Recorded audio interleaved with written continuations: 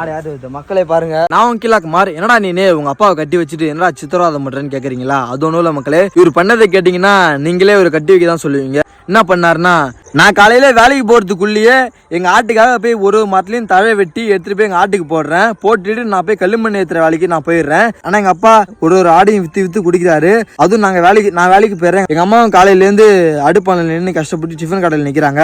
ஆனா எங்க அப்பா நம்ம பொண்டாட்டி பிள்ளைங்களாம் அப்படி கஷ்டப்படுறாங்களே அப்படின்னு அதெல்லாம் நினைக்காம நாங்க வேலைக்கு போனதுக்கு அப்புறம் ஒரு ஆடையும் வித்து வித்து குடிக்கிறாரு. குடிச்சிட்டு எங்கள்கிட்ட வந்து சண்டை வளர்க்குறாரு. நீங்களே சொல்லுங்க மக்களே, இப்படியாப்பட்ட அப்பாலாம் நமக்கு இருக்கணுமா? தேவையா?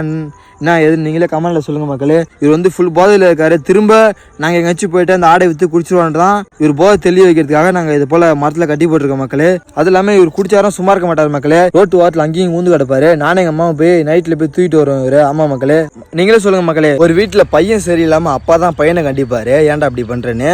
ஆனால் இந்த வீட்டில் தான் பையன் அப்பாவை கண்டிக்கிறான். அப்போ நீங்களே பாருங்க மக்களே, அவர் வந்து எங்களை எந்த அளவுக்கு அப்போ டார்ச்சர் பண்ணுறாருன்னு நீங்களே பாருங்க மக்களே. கஷ்டப்பட்டு வளர்க்குறோம் ஆடை. ஆனா அவர் வந்து நாங்க இல்லாதப்ப ஒரு ஆடையும் வித்து வித்து குடிக்கிறாரு மக்களே. அதனாலதான் எங்க அப்பா ஆடை வித்து குடிக்கிறதுனாலதான் நானும் எங்க அம்மாவும் இன்னைக்கு சேர்ந்து எங்க அப்பாவை இந்த மரத்துல கட்டி போட்டிருக்கோம்.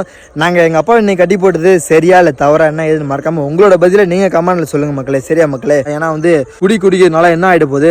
தேவையில்லாம நம்மளோட காசு தான் அழியும். அது இல்லாம நம்மள ஊர்ல யாரும் மதிக்கவும் மாட்டாங்க. நம்மள இவன் ஒரு குடியாரண்டா அவன்கிட்ட பேசி நம்ம என்னடா ஆக போகுதுன்னு சொல்லிட்டு நம்மள மதிக்க மாட்டாங்க. எல்லாரும் நம்மள அசிங்கப்படுத்துவாங்க. அதனால தான் நான் உங்ககிட்ட சொல்றேன், நீங்களாவது உங்க அப்பா சொல்லுங்க, இதுக்கப்புறம் சரக்குலாம் குடிக்காதப்பா அப்படின்னு சொல்லிட்டு சொல்லுங்க மக்களே. சரியா மக்களே? பாய்.